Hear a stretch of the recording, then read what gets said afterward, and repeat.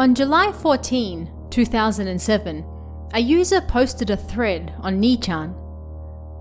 Is there anyone here who knows the game Tegami on the Super Famicom? This was the beginning of what would come to be known as the cursed Super Famicom game. The user began by mentioning that they'd seen something about the game on Nichan before, probably on the VIP or occult boards, and that it was a sound novel in the same vein as Otogiriso or Kamaitachi no Yoru. It was privately created, and they were unsure if the game had ever been on sale, but it was a rather dark story that began immediately after the opening title screen. According to what the user had read, the creator committed suicide after making the game, and of course, this made people want to play it even more. The thread the user had read was likely a post from February 24 of that same year. In it, another user spoke about a game called Tegami that existed only as a ROM. It never got a cartridge release. It was actually supposed to be a trilogy, but only the first part of the story was released. You can watch a playthrough of the game right here on this channel, but in short, the game is a warning about the dangers of copying software and the effects that can have on hardworking creators. The thread mentioned that the creator of the game committed suicide afterwards, but that wasn't actually where rumors of the game being cursed began. Going back even further, another thread was posted on August 20th, 2006, where a Nichan user spoke about a game they had found while cleaning up their bookshelf. That game was Tegami for the Super Famicom. The poster describes the game as we know it today, but then goes even further, explaining how the protagonist has to deliver a letter, the game's namesake, Tegami, partway through the story. However, on the way to a certain hill to deliver the letter, the game whites out, and they can't get any further. The poster assumes that it's a bad cartridge, not unusual for old games, but there's something about it that bugs him. They lend the game to a friend, and then a month later, that friend goes missing. 6 months later, they find an item belonging to said missing friend on a hill outside the city, just like in the game. They then hear something popping through the post at the front door, and when they check it out, it's the game. It's come back. The poster, terrified, tosses the game in a nearby river, but at some point, they find it back in their bookshelf, bringing them to their reason for posting. The user was undoubtedly trolling, because no cartridge of the game was ever made.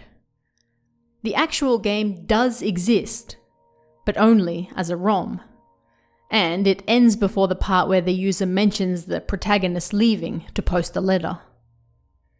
The opening title screen starts with Part 1, meaning it's likely that follow-ups were intended, but ultimately, they never got made. And this is where things get weird.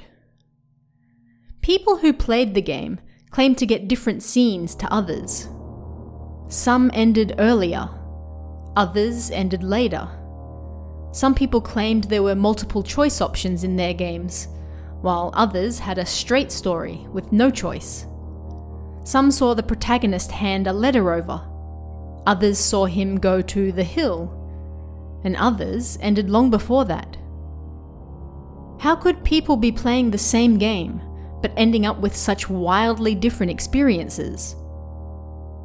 One answer, which may seem obvious now, is that they were actually playing different games.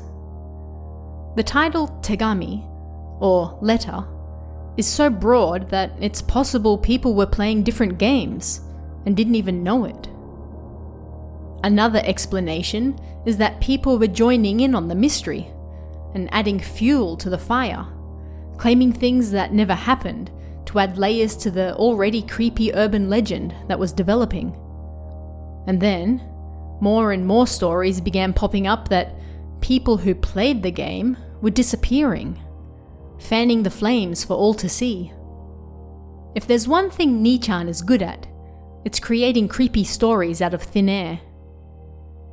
But what about the game itself?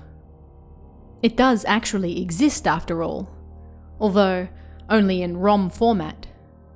You can watch it on this very channel. The end credits of the game reveal it was written, created, and programmed by someone going by the name Kami.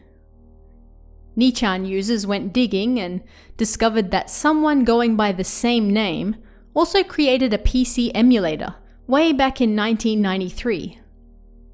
It's believed that Tegami was then created 2 years later, likely in response to more and more people illegally copying games, to let them know how that affected creators like Kami. Little is known about him or her other than that, and Kami doesn't appear to have created any other games since then. Did they really commit suicide after finishing the game? It certainly makes for a terrifying story, and adds to the mystery of the urban legend. But the truth is, we may never know.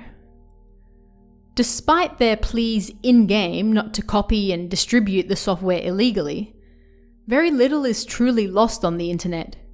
And in 2002, someone brought the game up in a thread about interesting Super Famicom games people were playing at the time.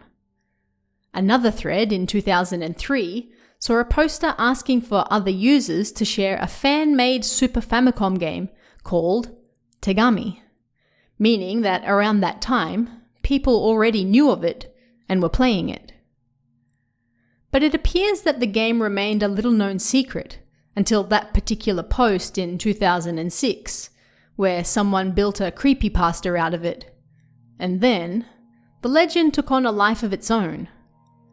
Everyone wanted to play the cursed Super Famicom game, and everyone wanted to add their little piece to the lore. The fact that so little information was available about the game made it easy for people to build a story around it. Did people really go missing after playing Tegami? Plenty of them are still around, including myself, so it seems unlikely.